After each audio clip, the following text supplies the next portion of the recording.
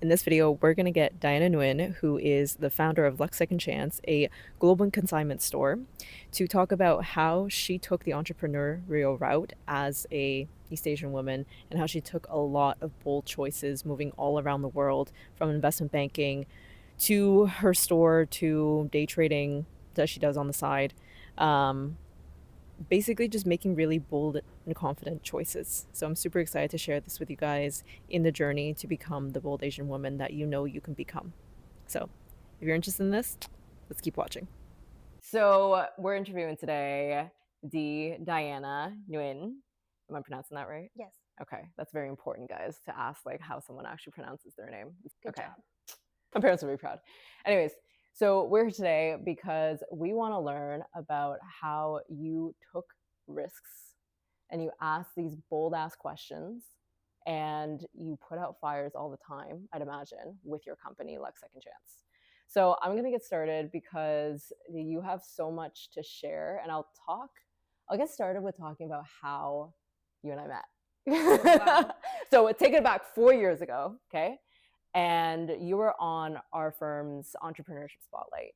And immediately, like, my first impression of you was she has passion, she has drive, and she is so funny.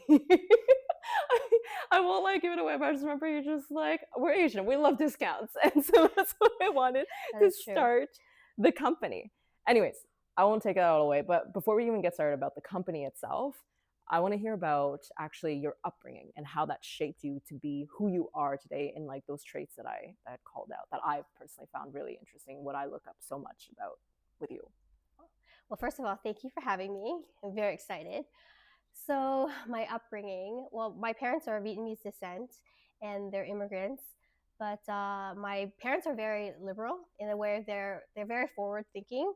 And I remember when I first told them that I was going to overseas for a job with Citibank. So I got a job with Citibank overseas in Asia, Vietnam specifically. My mom said to me, well, why would you want to do that? We left for a reason. And my dad's like, oh, no, she's still young. We left on different circumstances, but she should go explore the world. And if it doesn't work out, she can always come back. So my dad was always like, he always paved the ground for us and helped us in terms of like provided us this guidance, but it was always like whatever our decisions were, he was always supportive kind of thing. And my mother was very nurturing, but my father was just go do it, do what you want. And even my youngest sister, she left also, she was in banking and she left for Dubai for 2 years. And my parents were like, okay, you go do it. We were in our 20s. And I think that really shaped us on like how we grew up kind of thing, and then how I am today kind of thing. Because for me, it's just like, I'm going to do it. If I don't succeed, I'm just going to keep trying and trying and trying, job kind of thing, right? So when I saw that, like when I was young, even when I was in my teens, I was already doing his accounting kind of thing. And started you young on those numbers. Yeah, and it's child labor where we're painting the rental homes, like that kind of stuff, right? Was it free? Of course. They're Asians, come on. Yeah, so they had you as assets. I have to say, I think I'm very fortunate. Yeah. That my parents, even though they're Asian descent, and Asians, they're very like, oh, this is what you should do: be a lawyer, be an accountant, be a whatever, right? Yeah. For us. But for my family, it was just like, I think because they have that entrepreneur background from their own parents, that they were just like, go do what will make you happy. I love that. It's so funny because my parents, although they didn't put pressure on me for school, for anything of that sort, they were very risk averse. Like they were just like, if you were going to, go and travel, you could get kidnapped, you could get your organs harvested. Literally to that level. So because I am, their precious baby, I'm the second child, and to see a different upbringing, because your upbringing shapes how you see the worldview, right? And I would have envisioned that somebody who is of similar background or descent, East Asian, Southeast Asian, to myself, to have a similar upbringing as well. But I love to hear that wasn't the case for you, and that's really how you shaped to be that like risk taker, that go-getter. Doesn't matter what country that you went to. Okay, so let's like pause for a second, because going to Asia, where you collected a lot of bags. Yes. And what happened to those bags? Oh, well, that's what brought me to this company, like how Yeah. I started this company. So let's go back to the story where, okay, so I've been banking and Citibank sent me overseas. I lived overseas in Vietnam, China, Thailand, and Australia for 7 years. So you can imagine after 7 years how much a woman can collect. So when I was just like, oh, I'm moving back, I was just like, oh, I have like so much stuff. What am I going to do with this kind of thing, right? And I think at that time, I still love luxury goods, but at that time I wanted to downsize. Like, okay, at that time I didn't wear these bags anymore, so I was like more than willing to consign these bags. But anyways, this was 10 years ago, Okay. mind you again. So 10 years ago, consignment isn't the way it is now. Yeah. And my bags do not sell is because I've very expensive bags. So like imagine a Python bag that was like 7,000 USD I bought, right? Yeah. So they would only give me like say list it for 3,000, I would get 1,500 for a bag that was 7. But at that time I wasn't using it anyway. So it's like exactly. So it's like okay, fine, 1,500. Well, I'm not doing anything. But anyway, 6 months down the road, I was walking and I was just like along that street, and then I was just like, that's my bag in that store. And I was like really upset where they had my bag, a Python bag, in the store where it's like sunny out. Like imagine what happens when Python, when it's in the sun, Yeah. it wrinkles and it shrivels, right? So I was not happy. So I took everything back. This is in Toronto. This is in Toronto. I was Okay. like so upset. And I was like, and then I just happened, I love CNN. So I was listening to CNN and I was just like, I can do that.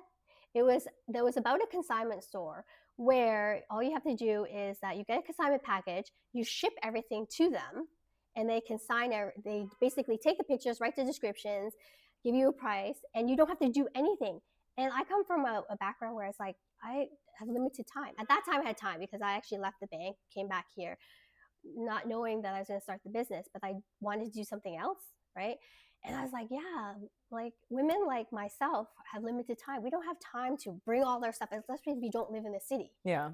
So 6 months later, I was walking along that Queen Street and I saw my Python bag in the mirror. I mean, in the window, the glass window. And I was just like, what is my bag doing there? It's a Python bag. You know what happens when the bag is in the sun? It shrivels, wrinkles. So I went into the store and I was not happy with it. So I got all my 4 bags back. They apologized, etc. I was like, okay, fine. And did you really say were you just like, I want my 4 bags back, or were you like, I want my 4 bags back? Whoa. Depends. You know me, you know. I know. Like, so back to the whole thing. It's just I got it back and I was just like, this sucks actually.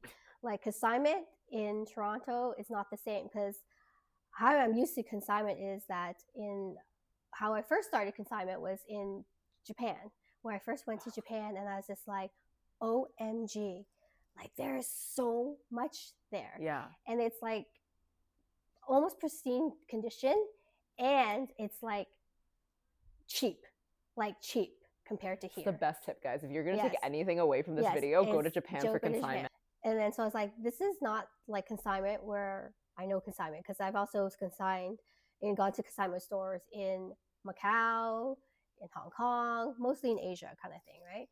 And I was just like, the selection here is not that great kind of thing. And it didn't even sell in 6 months, right?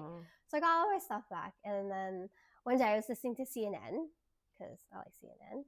And I was just like, Not sponsored. I can do that.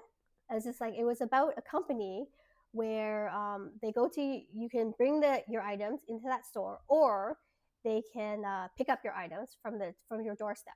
So you get a consignment package, you wrap everything up, you ship it to them, they authenticate it, and they give you a price, etc. They take the pictures, they list it, and they do everything for you. And I was thinking, that's a great idea, right? And I said, I can do that. And so what happened was I basically copied that company for Canada because it did not exist in Canada. Can you believe it didn't exist because this is 10 years ago, where it's just like a person like myself, I don't have time if like, I already live in Toronto, but imagine if I didn't live in Toronto, I have to go into the big city because the little consignment store outside of Toronto is like not the same as Toronto. Yeah. Definitely not the same as like Hong Kong or anything like that. But so I got a consignment package. Actually, they didn't take consignment in Canada, so I couldn't figure out how to do it. But I got a girlfriend to get me a package kind of thing from the U.S. And then I was just like, this is amazing. So I started my company like that, where I would get the consigners to ship it to me. I would take photos, learn how to take photos, and do all that kind of stuff. It was like a one-man show. Yeah. So One woman show kind One of woman. thing. And I remember I was just like, oh my God, this is a lot of work. I used to wake up at 4 o'clock in the morning and I would go to sleep very late. And I was like, is this what it's all about? This is worse than life. This is worse than banking. Because when I was an analyst, I would like work till midnight, but I don't wake up at 4. I wake up at 5 or something, but still. But I was just like, this is not what I wanted, right? So then I had to think of quickly on how I'm going to make my company even bigger and faster. Because imagine one person doing this on a daily basis. It's a lot of work, right? And how I started my company was I funded it with only the money that I got from the handbags, because I wasn't sure like how it's going to do. And I didn't want to take that risk in terms of putting money into it. We're not knowing, right? So it's like these bags already exist, right? So I'm not using it, so I'm going to take the money from the bags to start this company. But whatever I made, I put back into the company, but not enough to hire employees. I started with 23 of my handbags and a bunch of handbags from my friends, but that wasn't enough to be a big company, right?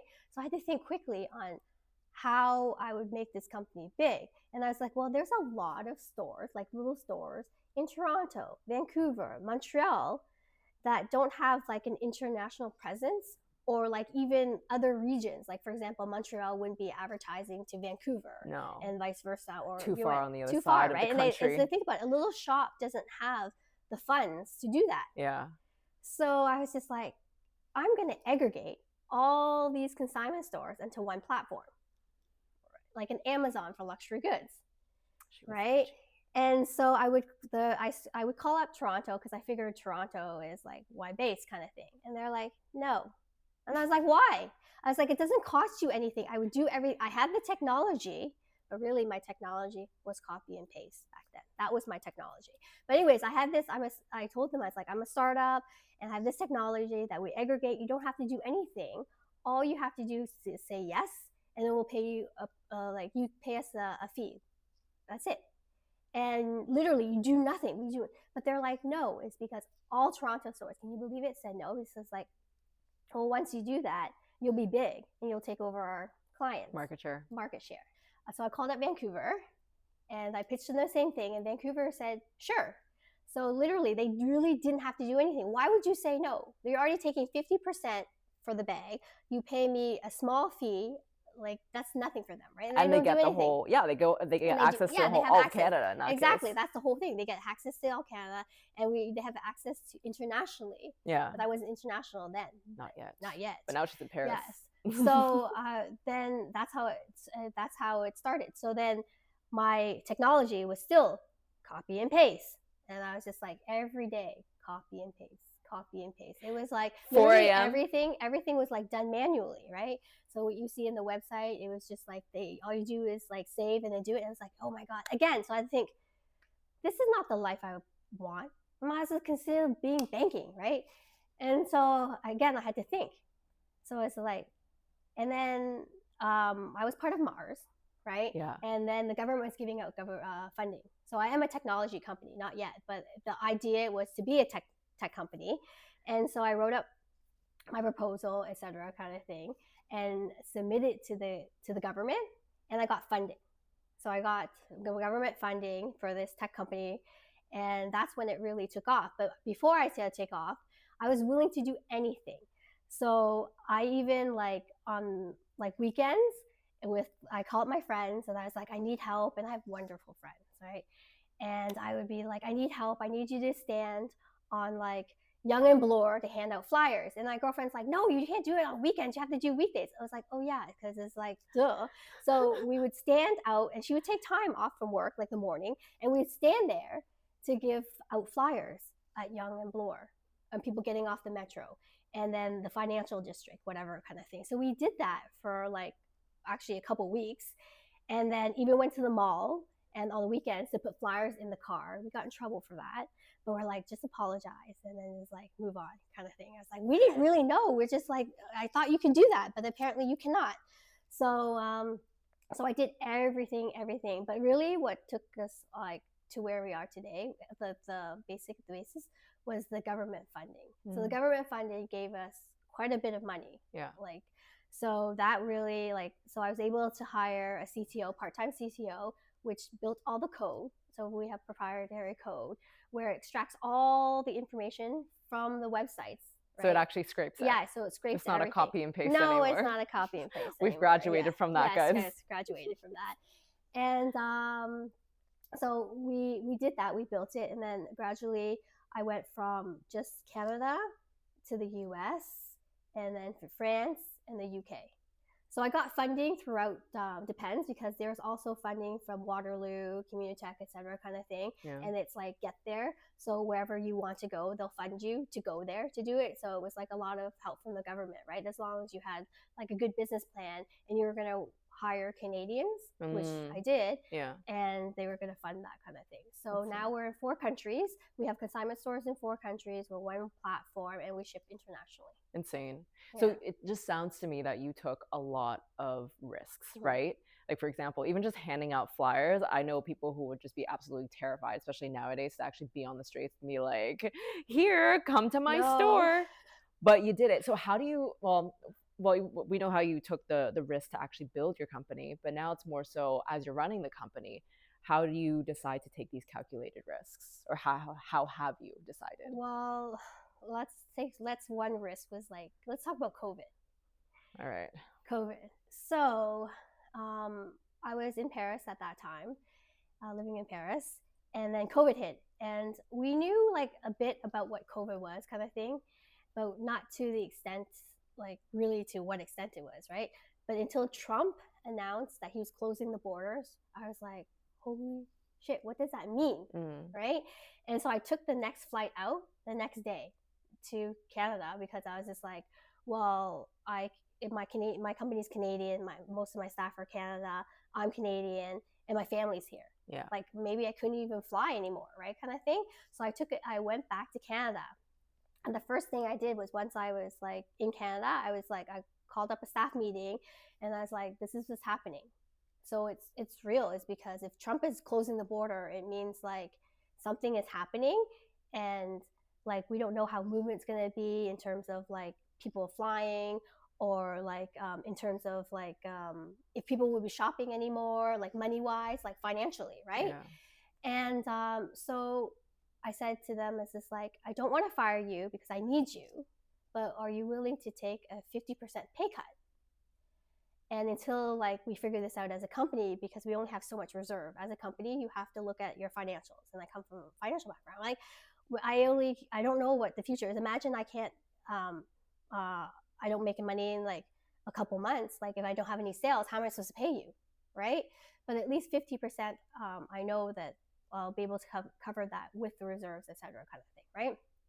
So believe it or not, every single one of them said, okay, amazing. Like I was just like, you guys are good employees, kind of thing, right? So it's kind of emotional for me, because it COVID is for me too. So, but you know, COVID was actually, for our company, was a blessing in disguise, because like a month went by, 2 months went by, and then it was just like, because everything was locked down, and Paris was even worse, where people were buying online. Yeah. Right? Yeah, and they were like going all out. Yeah, they were going all out. And then I had to make a hypothesis, because that's what we do at Mars. It's like, how are we going to like take the next step? And then hypothesize, where it's just like, well, people with money will always have money, right? And if you chose a good target market, right, that's what you did. Right? And then the thing is, like, when you're at home, what are you going to do? You can't you can't vacation anymore, right? So where are you going to spend your money? And if you see a Chanel often enough, what are you going to do? You're going to buy that Chanel, right? Exactly. So that was my hypothesis, and it worked. So 2 months later, I was able to pay everyone full salary and everything. We were back to normal. And if anything, the inventory wasn't coming in. We were selling more than what we had, is because, remember, I had physical stores. So people couldn't go to the physical stores more to consign, right? My business model changed. I aggregated physical stores. So the inventory was just flying off the shelf. So to me, it was just like, I was so scared. I was like, oh my God, I started this company and it's like 5 years old. And then I was like, I'm shutting down. But then like I said, COVID was just a blessing in disguise.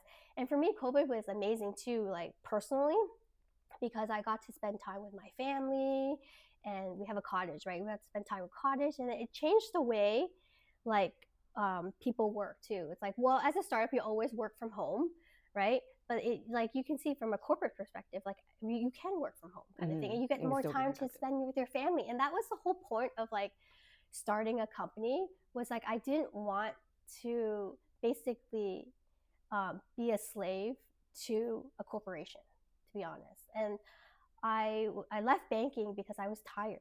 Honestly, I was really tired. And I didn't want to live that life anymore. And really, after the global financial crisis, it wasn't the same in terms of like, obviously, if I'm going to work that hard, I want to get paid that much money, right? But after the global financial crisis, it wasn't like that. And I really just left Asia because I really did not know what I wanted to do. That would be the honest truth. Is just like, I just started the company because I needed it, and it didn't exist. Like, I needed something like to make women, because when you have a luxury item, it's just like it makes you feel good, like the way you dress, the way you are, like, there's just like, it makes you feel good. You don't want your boss's job, you want your boss's job. That's what you do, right? And then but I was like really tired, and I think at that age, like I left for Asia in my 20s, and then in my 30s is like, this is not what I want anymore, right? Yeah. And I wanted to, but then having a startup, I didn't realize that it was all banking all over again. But I had to do that. I had to put in like the sweat and everything like that to be where I am today. And those, like you said, they're calculated risks, from down to like how I started the company, how much money I'm going to put in, like COVID, and like marketing and all that kind of stuff. I did so many things in terms of like, there's so many marketing especially marketing. Marketing is a huge thing, where it's just like, you don't know where if it's going to work, or where you put the money, if it's going to work. Like, for example, like with influencers, maybe it works with some companies, right? But if you look on social media, do people really buy a luxury bag when they go, oh, there's a luxury bag on this thing, they're going to buy it, right? The thing is, no, it's because people go there because they want to look for nice things, but that doesn't necessarily mean they're going to buy it, right? So I put a lot of money into social media, thinking, oh, the social ads like Instagram, Facebook, right? But then I learned that no, it's because, why did I think of this myself? If I'm going to look for a secondhand Chanel bag, I love Chanel, so that's why I'm always talking about Chanel. She has a Chanel shelf. Yeah, I have a whole Chanel shelf. And good retail value. Yeah, too. And I was just like, you would Google, why didn't I think of this? You would Google like the Chanel small or Chanel whatever you're looking for, right? And I was just like, all this time, because you think about, it's just the social world, like everyone's on social media, so you think, even like for myself, I was like, why didn't I think of this? Like, so I spent all this money, and these are the risks you're taking, kind of thing. And they're expensive. They're like expensive. Influencers. Influencers are expensive. I spent so much money on influencers, and you realize because they're not getting your sales is because they all have a code, kind of thing. And it didn't work. And then, you trial and error, money dump, that kind of stuff. And to a certain point, sometimes you're like, what am I doing? Why am I not making money? Like, what am I doing wrong? Even when you hire the right people, at least you think you're hiring the right people, it's not working. But it's all about trial. It's all about, like, that's why they, like, a lot of like startups don't like last, past 2 years or something. It's because it's a lot. If it's a lot of draining on yourself mentally, and it's a lot of money, and it's just a lot of honest stress on yourself, right? And so I didn't want that, but I knew that as a startup, you have you have to do this kind of stuff to get where you are today. And so even like now, I feel like what I wanted back then, like I knew what I wanted in the future. I had to like work very hard, and I had to figure out how am I going to get there, kind of thing. Yeah. Because today it's just like I wouldn't call myself a startup anymore, but everything runs like smoothly. Like logistically, like if you make a sale, it goes to the where it's the store, and they ship it to you directly. And literally, you just sit there and become Amazon. But it's a lot of work. People don't think it's like, oh, you know, a lot of my friends are like that are not like entrepreneurs. Like, oh, well, you're an entrepreneur. Like entrepreneurs don't do anything. No, we do a lot. You just don't see it. It's like that iceberg, right? Mhm. Image where everyone just sees all your successes, but all the 4 a.m.s and until late nights. Okay, so it also sounded to me that the calculated risks come from making decisions, and I think a lot of people are very scared of making decisions. Alongside that, I think a lot of people are very scared in asking for X, Y, and Z. And one thing that I noticed, like I remember this story because we were at U of T together, like teaching at last year, right? And Diana was our client, and I remember you were going to merge into a lane in the car, so we were in the car with you. And a lot of people would, like, Toronto drivers are just gonna like merge into the lane, okay? And you had your blinkers on, but some people, when they don't let you in, but it was a very tight space, but you were just like, can I come in? Like, you literally flashed to them. Yeah, I right? pulled down my window. Yeah. Hello. Yeah. And they were like, yeah. And I think it's really interesting. I've rarely seen that in Toronto. Oh, yeah. I don't know if it's something that you took from Paris, where she lives right now, but it's like, no, I don't drive in Paris whatsoever. It's just like it's like bumper to bumper. No, thank you. I don't think I've seen Parisian drivers do that either. But that's something that I just found really interesting. What tips would you give the women who are watching this, or anybody who are watching this, about asking boldly? I think if you don't ask, you'll never receive, right?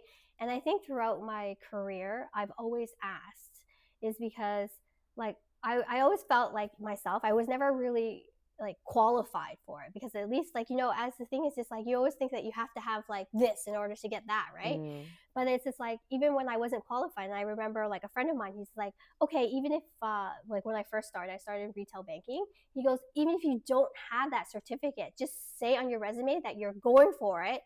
And that was a really good pointer, right? Because he was would not recommend that, guys.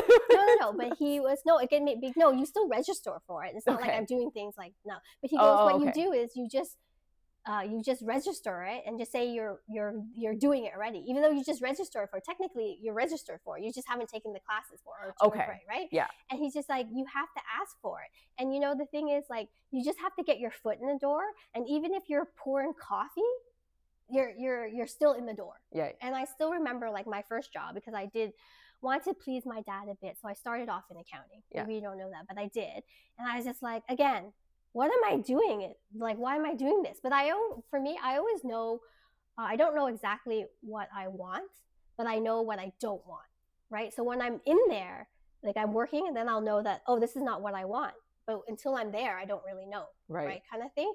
And so he's just like, get your foot in the door. Even if you have to pour coffee or be an assistant, that's fine. Yeah.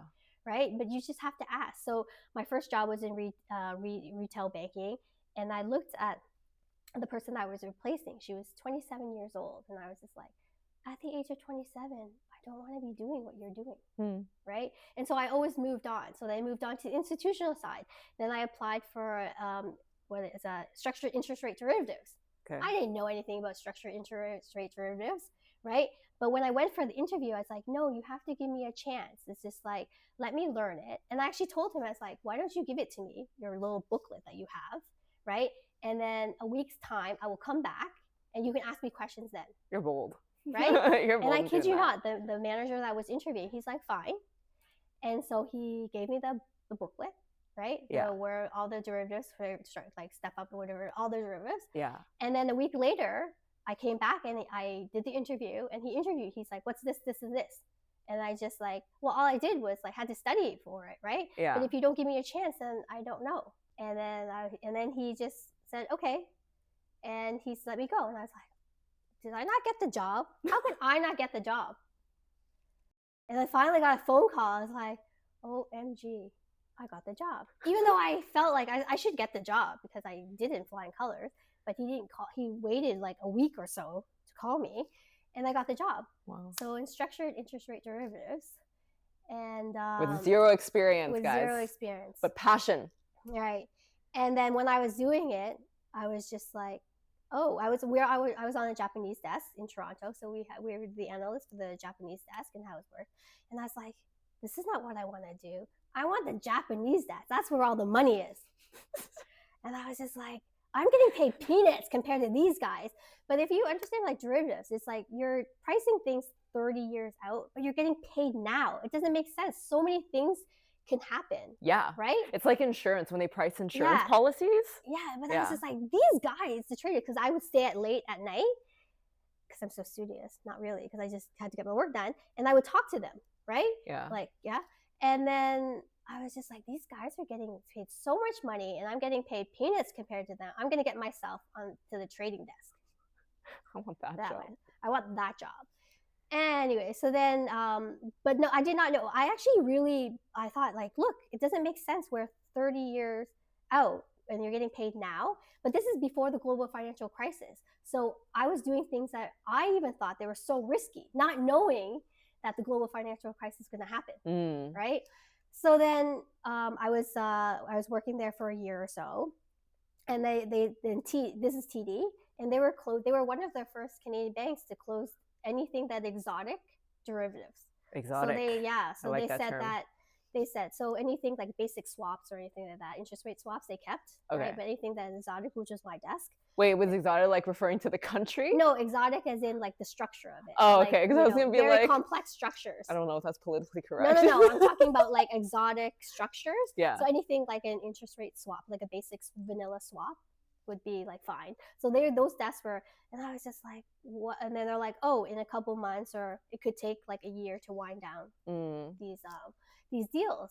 And I was like, does that mean that I could lose my job? And they're like, well, yeah, we'll try to put you elsewhere, but it's not guaranteed. I'm not gonna sit there and wait, right, to like lose a job or like get moved around.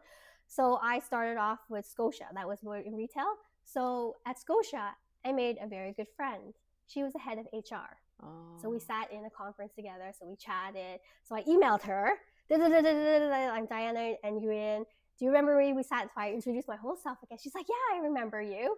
So I said, I'm looking to go to Asia. So do you have any openings? And then she's just like, well, let me look into it, like contact whatever, because she doesn't know. And then she brought me in, and we met again for coffee. And she's like, yeah, we can set you up for something in Hong Kong. Wow. Because she said, send me your resume, etc. So I guess those, like what I did over time helped, right? Kind of thing. So I went to Hong Kong, and when I was at Hong Kong, I was like, well, you guys have a desk in Vietnam. You know, I'm Vietnamese descent, my last name. Yeah. And they're like, oh, you don't want to go to Vietnam. Why? And they're like, oh, it's a rep office. There's nothing for you to do there, kind of thing. Well, send me there anyways. I want to see. They're like, okay, we can, but that's at your expense for that one. I was like, sure, whatever. It doesn't matter to me. Yeah. So I went there, and it was in Hanoi. It's the capital of Vietnam. And when I was there, I was just like, Scotiabank was in the Citibank Tower. I see. Yes. So I was like, why would I want to work for the global bank of Canada when I could work for the global bank of the world? At that time, Citibank was number one. So then I was just like, okay. So I went, and I was like, no, I don't want to work for Scotiabank here. Not here. In Hong Kong, maybe, but not here, because it was a very small office. And then I was just like, so I emailed all the heads of the banks in Vietnam. She has the guts to be like. So it's very easy. All you do is Google the heads of each country, and it's easy. The bank is first name dot last name at citi.com. First name dot last name at hsbc.com. Duh, right? And believe it or not, they got back to me. They actually do. They do. If you do it like, I don't know so much about now, but like I'd imagine back in the day, they actually do. Because I was like, oh, I'm Vietnamese descent. I'm fluent in Vietnamese, etc. So, and I'm here, right? Only for a couple of days. I didn't have a ticket back to Hong Kong yet, but I was like, I'm only here for a couple of days. So ASAP, I'm here. So, and they got back to me. So I met with Citi, I met with Standard Chartered, but I only wanted to work for Citi, but I met with others just to, to make sure I had everything covered. And yeah, so Citi offered me a job. Wow. Right, on their markets desk, but it took them like 2.5 months of negotiation, of us negotiating back and forth for a package, Wow. an expat package for myself. And yeah, so in 2007, I was off to the races. That's insane. So I went and I moved to Hanoi, and that wasn't done. When I lived in Hanoi, I was just like, it's cold here, even though it's warm. But during that time, it's the seasons, it's like warm, but the nights are very cold. Yeah. And it's like in cold where it's like so humid that your back aches, kind of thing. And I was like, again, I feel like I'm very demanding, but the thing is, I can't function if like I'm cold or uncomfortable. I felt like I was getting heat rashes, but cold at night. It was the weirdest thing. I was getting heat rashes, and I guess it also myself, because I'm so used to wearing a suit. I would suit up. Yeah. And people are like, "Why are you wearing a suit?" It's just like, that's all I have. Like, I only wear suits. Like, I don't know, why are you wearing that? Yeah. Anyways, and then, but I would have heat rashes, but at night I was like uncomfortable. And then I said to my boss, it's like, honestly, I don't really like it here. Can you send me back to Canada? Wow. He's like, what? He goes, I responded to you. You're supposed to stay. Like, what? He goes, you have a 3-year bond with us. Means that if you leave, you have to pay us X amount of dollars. I go, yeah, I understand that, but I can't function. Right? And then he goes, well, I'm moving to Ho Chi Minh City, right, which is not the capital, but it's like the Toronto of, like, how we have Ottawa, but Toronto is where everything happens, kind of thing. And he goes, well, I'm moving in 2 months. Like, why don't you come after that? So he was the head of Citi, right? And I was like, sure. Wow. So then I lived at the Citibank house at that time, like, how they give you homes. And then after that, I make left. It sound like the House of Big Brother or something, like Citibank House is where all the bankers. Citibank had a huge home for their GM, right? Yeah. And the country head. And then their home had a little home next to it. So I would live in the little home, but it had all the amenities, all the service, housekeeping and everything. And I was just like, it was like a house. Insane. It's insane. The house is massive. Like, these are like villas, right? Anyway, so I would never hang out with the boss because I didn't want that. So I was like, you go to work first. I'll go take a taxi and go afterwards because I don't want to be seen with you. And I would tell him these things, right? But he's so nice. Honestly, I have to say that I've been very fortunate to have really good bosses. Like, every single boss that I've had, they like treat me like, because I'm much younger, like their own daughter or something. Like in Citi, my boss would be like, he goes, don't go out at night at this time because you won't be able to find your way home because everything looks the same. It's true. Everything looks the same. Once they pull down their doors, like those shutter doors, everything looks the same, just like Hong Kong, right? Yeah. Everything looks the same. And that's so true. Everything did look the same. So then he's just like, the pharmacy's here. I'm going away. So this weekend you're on your own. It's like, of course I can take care of myself. Yeah. Right? I'm almost 30 years old. Anyways. And Google Maps existed at that point in time? Well, techie didn't last. I was not very techie back then. Okay. So me, I was like, I don't know, probably not.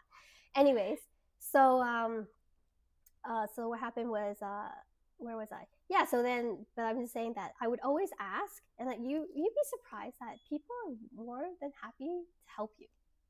Like, I felt like every time I asked a question, even when I started my company, I didn't know how to get funding, or even like when I started, I didn't even know Shopify existed. So I would ask my friends, like, that were entrepreneurs, like, what platform do you use?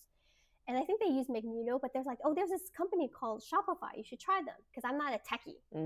I'm very good at hiring techies and but I'm not, right? So like, I just ask questions, and like, even for marketing, when you first start a company, you need a whole village, right? And you just contact everyone you know. And then if that person knows someone, they help, because I contacted a friend and I needed like a logo or like, all that kind of stuff. And then he's like, oh, my wife can do that for you. Yeah. Right. So I think if you just ask, you're like, I have this brilliant idea, and but I need help, but I don't have any money. Okay. I won't have any money. Just to let you know, but we're friends, right? I can buy you dinner, but I don't have any money. And, they're willing to help. And I think I learned that because my bosses were always willing to help me. And even now we're still friends. Like, even when I left Citi, I would contact. He's Thai, like Thai descent, Mhm. and I would see him in Thailand. Like, Mhm. you know, we're still friends to the day, and I think that a lot of times it's like it's luck, and you just like I feel like I'm very fortunate, and everything that led me to today is because it's basically paved in a way where it's just like, of course, it's not a straight road, right? But you just had to know where to pivot, kind of thing. And I had people that helped me pivot. I think you also have made your own luck because you just kept asking no matter what. Mm-hmm. And I don't think many people have the guts to go out and email all of the heads in the big banks to be like, hey, can you hire me? Or like, do you want to interview me? Yeah. So my last question for you then is you run your company, you've, seen many risk taking. How do you put out fires? I want to hear like how have you decided to put out fires maybe in your current company, like as they're coming? So the thing is like I always feel like there's always a solution to everything, right? Sometimes it takes longer for you to get there. Sometimes it costs you more money. But I feel like there's always a solution to something where it's just like you can't panic. And I think it's very fortunate for me because I grew up in a very calm household. My dad meditates like twice a day, right? And I come from a Buddhist background. I've spent like a month in the monastery, like living in the monastery, and it's like I think it's very calming. So I think if you have like a calming personality or a calming like upbringing, it's like you're more calm. Like as much as I'm like very energetic, I'm very energetic, right? Yeah. But I think at the same time, I'm very calm, and sometimes I feel like I'm very an introvert too, in a sense where I'm okay to be by myself, and I think that helps a lot when I was like, okay, so what's happening, kind of thing, and you have to just look at it as like, what's happening, what am I going to do, kind of thing, and if it doesn't work, then you have to say, what am I going to do again, kind of thing, right? Yeah. And I think it comes from like the whole there's always a solution. Even fine, like if you give me a problem right now, I would come up with solutions for you. And I think that it's just like that's like I was always brought up in a way where it's like calm. So it's like when you're calm, it's easier for you to think and focus. Like for me, when I need to find something like solve a problem, I find that when I'm not thinking about anything, that's when I solve it. So in the morning, that's why I wake up so early. And even till today, I wake up early, where it's just like, oh, I know exactly what to do now. So when I wake up, it's like, that's the solution. Yeah. Or when I'm in the shower at night, it's like, that's the solution. It's like when you're not thinking. Yeah. And I think it has to do a lot with meditation, right? Yeah. And I think it is because when you were like, it's not a cliche when people that meditate, it's so true. It's because you're so calm. Even when things like are bad, like I bring my mom, but my mom passed away during COVID, and people are like, why are you so calm about it? And I'd be like, I don't know, because I just accepted it. It is, right? And I guess her passing it taught me a lot. Everything happens for a reason, and even her passing because she suffered from cancer, and to even live longer in that condition is not good anyways. And even for her, when her passing taught me something too. So I feel like as long as you take in everything that comes at you, right? It's teaching you something, and that teaching, there's the lessons we learned, and there's a solution to it, right? And then like for even for my mom, it was just like, how am I going to live life now? What am I doing in terms of like how it's not just about the company, but how do I want to live life and have a purpose? Yeah. Right. Yeah. And what's my purpose? And I think that is like back to your question. It's just like to put out a fire is just like to me. It's like it's in a sense it's just like just think, just give yourself a couple minutes and think. That's it.